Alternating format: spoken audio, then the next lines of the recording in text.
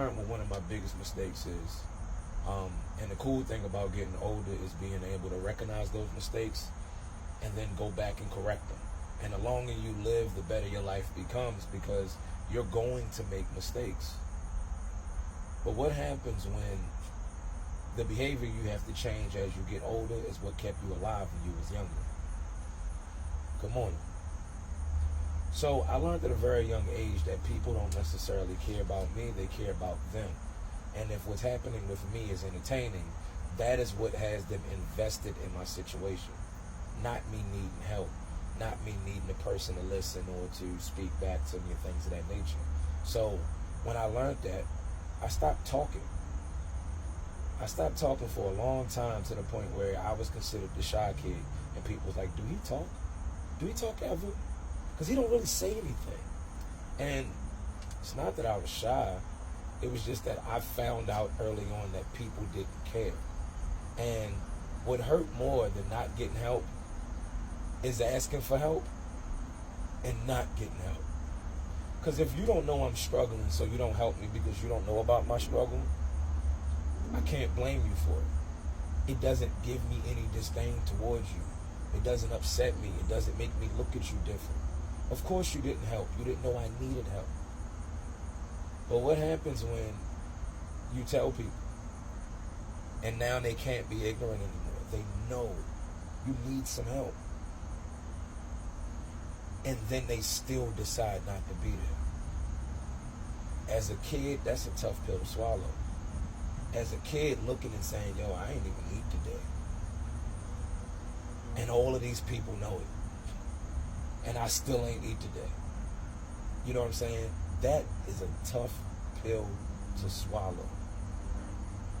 Yo, somebody close to me died. And nobody cares.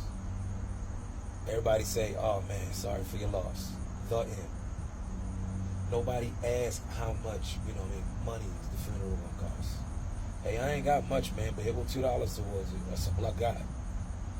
That's a lot, especially what if I don't even need the money? Just finding out that somebody's there to assist. So, as I was younger, whenever I had problems, I got quiet. And I focused on fixing the problems. And then, when you start focusing on that, and you're fixing problems, you start figuring out that the problem is this small, but the internal part of the problem is the large part. That's the part that you got to fix. That's the part that you got to zero in on. And understanding that allowed me to just focus like a lot of people around me couldn't. Where someone would die and I'd focus on the problems around it. And then I would take a moment for me. Yo, man, he ain't even crying. Because I'm not grieving for you. And yo, he just ran right back to work. Because that is how I'm able to work through this. That's why if you go and listen to my songs, read my books, watch these videos, you can't say you didn't know anything about me. Because I get it out that way. That's the way that I'm able to get it out. And once it's in the universe, I let it go. Alright, I said what I had to say. I did what I had to do.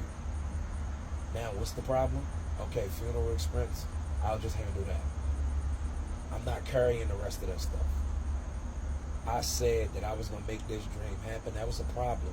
That was a problem I had and a promise I made to this person. They passed away. So how do I get over it? I talk about it on my road to making this problem become a process, and I'm going to make the dream happen because I'm not a liar.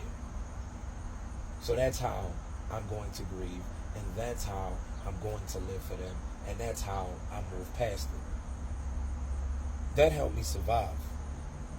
That kept me from going crazy. It was already wild enough, dodging bullets and police. Because I don't know about everywhere else, but I can speak to my neighborhood. And police was beating your ass, shooting at you. Before, they don't even say freeze. I thought that was just something they said on TV. You know what I mean? They just run up, get the swinging, get the beating on people. You know what I'm saying? But it's already bad enough. I got to dodge that. And then you got to struggle at home because my mother ain't have no abuse issues. I didn't have an absentee mom. She wasn't on drugs or nothing. She wasn't a label whore. She worked her ass off most of the day. And it still wasn't enough for us to get by. What do? Bad enough that you're juggling all of that. What's even harder than that is carrying it mentally and emotionally, because that will cause you to carry on a problem way after the problem is solved, even if it's just for the moment. I read somewhere that worry and anxiety does not fix your problems of tomorrow, but it does ruin your happiness of the day. And I learned all of this information on a mistake that I made when I was younger. Yo, don't tell people your business or ask for help. They don't care. Suck it up. Do it on your own. That way you protect your heart. That way it don't become black and white that they don't care. And you can make excuses for them and say, yo, they didn't help you because they didn't know. Keeping them ignorant saves our relationship, and it saves my heart. That's the wrong way to go about it. Instead, I'll tell whoever was going on with me. I just looked at him on, I did a cat cut joint of pictures. It's pinned to the top of my page. And as I'm looking at the pictures, I was like, yo, this was 2 weeks. A 2-week span. I went to a friend's wedding. They had already been married for 10 years. Beautiful ceremony. And it's kind of weird calling them friends. They are family, both sides, brother and sister. Although it's weird to say they got married. So let's just say they family. And they was married, and they decided to get some more marriage on top of that. Beautiful time. Then I have a picture with my kids where we all looking all raggedy, you know what I'm saying? And this was, to lift the spirits of my son up before he went into surgery.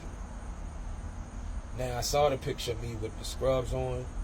My wife went back with my son, so me with the scrubs on had to be a week later when we was in there for my daughter's surgery.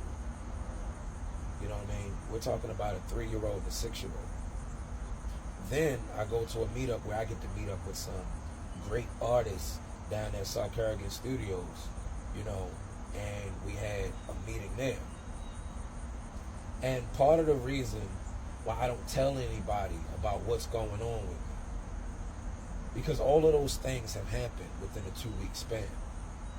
And my new fear that I unlocked is, maybe if I tell my brother and my sister that I'm worried about the surgery that's coming up for my little ones, not only would I be lying because I choose not to worry about the things I can't control, but it might also change the way that they behave, even if they just change the way they behave with me. I ain't going to be over here laughing and joking too much. He ain't really in the mood. No, that's exactly what I need. Luckily, I've learned that lesson. So I told both ends. They knew what was up. They knew what was going on. When I went to the meetup and I hollered at my man George, I told him exactly what was going on. Hey, bro, yeah, my son, he just healing up from surgery, and in about 3 days, got to go to another surgery for my daughter. And I'm trying to meet these deadlines to get these songs finished for these people. So I wasn't sure I was gonna make it, but I'm glad I came out. Told him straight up, just like that. And I didn't used to do that. And in both cases where I said something, they helped me. Nobody came to give any money. I didn't ask for any money. I wasn't looking for any. But what they did was give me a peace of mind that I much desperately needed, a moment away from everything. You think you're just going to sneak out here and we're not going to notice? Well, before you do that, go clean your face. I'm going to keep this out here for you. Go ahead. You got to wash your face. We'll talk when you come back. And that right there is why I can't afford to worry about anything. I can't. As soon as I start worrying, they'll do something silly or they'll bust in and be like, yo, it's about me. It's my time. And then I remember, you know what? It is my time. And I ain't about to waste it worrying about something that I can't control. If I got to fight that battle tomorrow, I'll prepare for it. But I'm going to definitely enjoy the day. As always, think it's not illegal yet. Extreme righteously ratchet. Yeah.